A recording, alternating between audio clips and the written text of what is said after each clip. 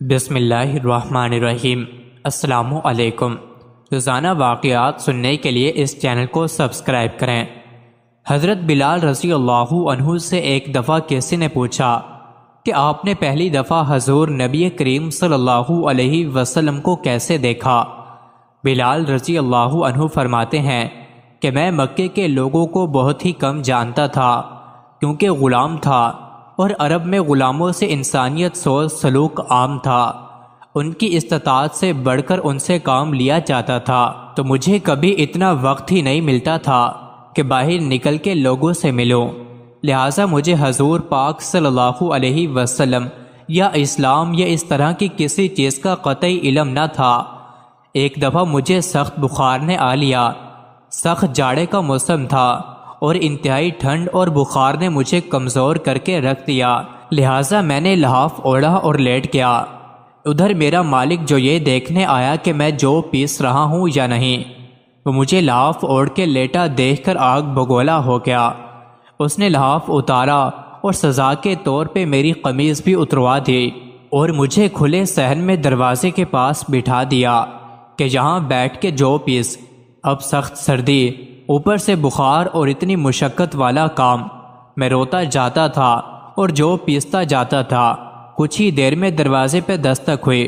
میں نے اندر آنے کی اجازت دی تو ایک نہایت متعین اور پر نور چہرے والا شخص اندر داخل ہوا اور پوچھا کہ جوان کیوں روتے ہو؟ جواب میں نے کہا کہ جاؤ اپنا کام کرو، تمہیں اس سے کیا کہ میں جس وجہ سے بھی رہوں۔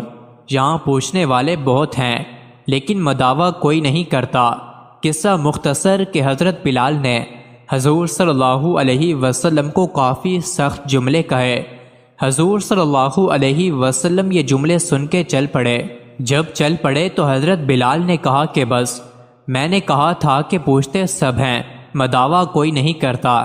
حضور صلی اللہ علیہ وسلم یہ سن کر بھی چلتے رہے۔ حضرت بلال کہتے ہیں کہ دل میں جو ہلکی سی امید جاگی تھی کہ یہ شخص کوئی مدد کرے گا وہ بھی گئی، لیکن حضرت بلال کو کیا معلوم کہ جس شخص سے اب اس کا واسطہ پڑا ہے وہ رحمت العالمین ہے۔ حضرت بلال کہتے ہیں کہ کچھ ہی دیر میں وہ شخص واپس آ گیا۔ اس کے ایک ہاتھ میں گرم دودھ کا پیالہ اور دوسرے میں کھجوریں تھیں۔ اس نے وہ کھجوریں اور دودھ مجھے دیا اور کہا کھاؤ پیو اور جا کے سو جاؤ۔ میں نے کہا تو یہ جو کون پیسے گا؟ نہ پیسے تو مالک صبح بہت مارے گا۔ اس نے کہا تم سو جاؤ، یہ پیسے ہوئے مجھ سے لے لینا۔ حضرت بلال سو گئے اور حضور صلی اللہ علیہ وسلم نے ساری رات ایک اجنبی حبشی غلام کے لیے جو پیسی۔ صبح حضرت بلال کو پیسے ہوئے جو دیے اور چلے گئے۔ دوسری رات پھر ایسا ہی ہوا۔ دودھ اور دوا حضرت بلال کو دی اور ساری رات چکی پیسی۔ ایسا 3 دن مسلسل کرتے رہے جب تک کہ حضرت بلال ٹھیک نہ ہو گئے۔ یہ تھا وہ تعارف جس کے بطن سے اس لافانی عشق نے جنم لیا کہ آج بھی حضرت بلال کو صحابی رسول صلی اللہ علیہ وسلم بعد میں عاشق رسول صلی اللہ علیہ وسلم پہلے کہا جاتا ہے۔ ایک مرتبہ حضرت ابو ذر رضی اللہ عنہ نے حضرت بلال رضی اللہ عنہ کو کہا، اے کالی کلوٹی ماں کے بیٹے، اب تو بھی میری غلطیاں نکالے گا۔ حضرت بلال رضی اللہ تعالی عنہ یہ سن کر غصے اور افسوس سے بے قرار ہوئے اور یہ کہتے ہوئے اٹھے خدا کی قسم، میں اسے ضرور رسول اللہ صلی اللہ علیہ وسلم کے سامنے بیان کروں گا۔ چنانچہ جب حضرت بلال رضی اللہ تعالی عنہ نے حضور صلی اللہ علیہ وسلم سے یہ بات بیان کی تو آپ کے چہرے مبارک کا رنگ بدل گیا اور آپ صلی اللہ علیہ وسلم نے حضرت ابو ذر رضی اللہ عنہ کو بلا کر ارشاد فرمایا، اے ابو ذر، کیا تم نے اسے ماں کے بارے میں یہ کہا؟